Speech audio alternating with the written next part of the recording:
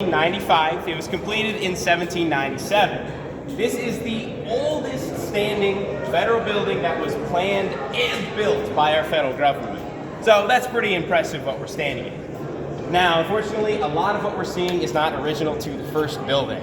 There is, and then the fireplace right over there beneath the TV is original to the first federal bank. But a lot of this is from when this was the Girard Bank. It was a kind of a wealthy banker who took over after the federal bank around 1811. This was their main headquarters for quite some time. So a lot of this beautiful marble is original to like the 1800s, but not from 1797. Now, who designed this beautiful building? Well, it was a man by the name of Samuel Blodgett. He was basically tasked with designing this and, for the most part, did a pretty good job. It's pretty amazing.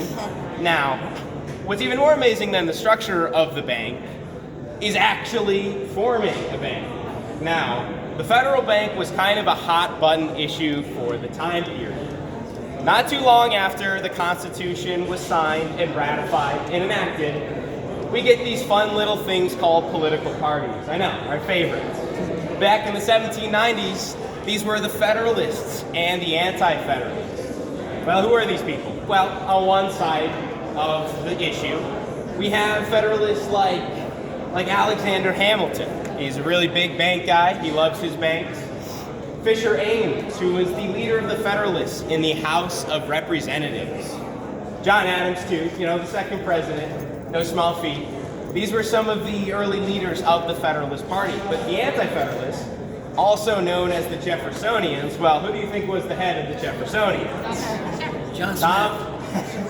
Thomas Jefferson, yes. And he had people like James Madison on his side pushing against the bank. Kind of giving it away there. But the Anti-Federalists were anti-bank. They were not such a big fan of the bank. Well, now you may be wondering, what's the big deal? It's just a bank, isn't it? Well, for Thomas Jefferson and James Madison, creating a federal bank would be an overreach. The Constitution, if you've read it, you know there's 4 pages. Not a single one of the words, those 4,500 or so words, includes the word bank. Not for bank, not against bank, no banks in the Constitution. So, James Madison, you might know him, he's one of the original framers of the Constitution, kind of an expert on the field. He made the argument, following Jefferson's lead, that a bank might be a little unconstitutional. It's not addressed by the Constitution, but he's also attacking Hamilton's argument. Leader of the Federalists, Alexander Hamilton, he's making the argument that the federal government has the right to create a federal national bank because it is necessary and proper to do so. Buzzwords, those are in the Constitution.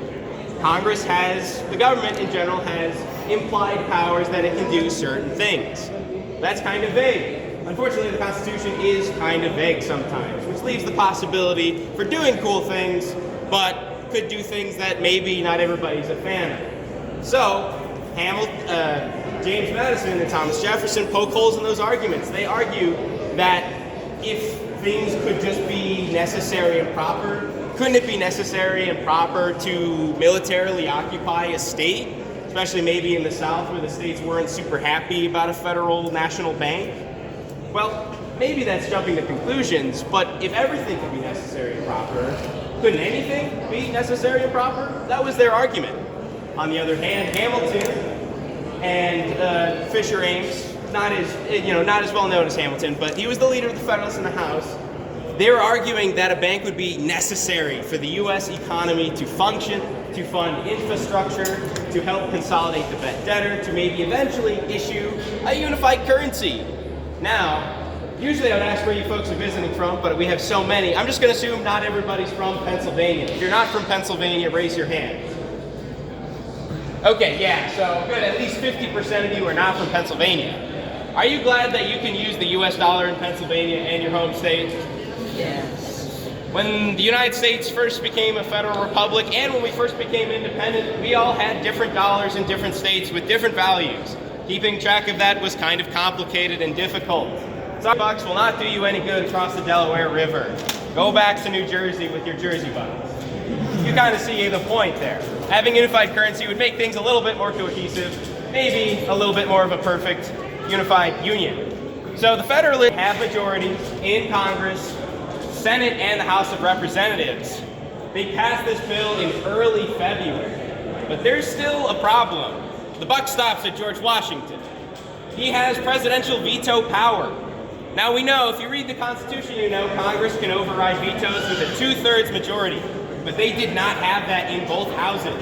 So the bank lands in George Washington's lap, and he's got to think nice, good, and hard about this. So he spends the next 2 to 3 weeks thinking about what he wants to do.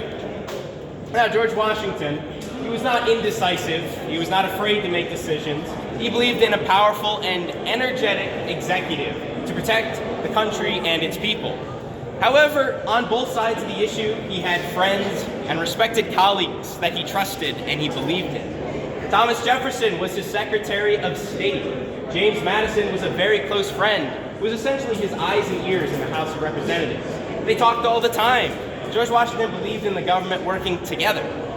So he wanted to hear from both parts of the issue, both sides of the issue.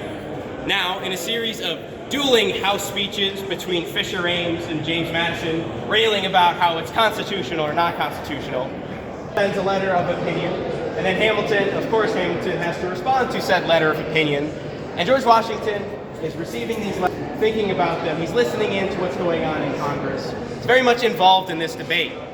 And for the next 2 or so weeks, he finally thinks on it and he makes a decision. He hears good arguments from both sides. I'd say both sides have a fair point. George Washington ultimately decides to, of course, sign the bill enacting the first bank of the United States. Now, obviously, you know this considering we're standing in it, but for George Washington, the decision was not always guaranteed, and he took his time to make the right decision. Now, just like the Constitution itself, the first bank was something that not everybody was happy about. Sometimes you just have to come to the best possible compromise. But this building is a living example of the compromise that our founders had to make to create a nation that has lasted over 250 years. It's not always perfect, not ever happy. This building is a testament to the power of our Constitution and how much it means to each and every one of us. Now, folks, I'm going to be standing over here if you have additional questions, but please go and enjoy the building. It just opened 3 days ago, so it is brand spanking new. Check it out. Enjoy the air conditioning. Thank you.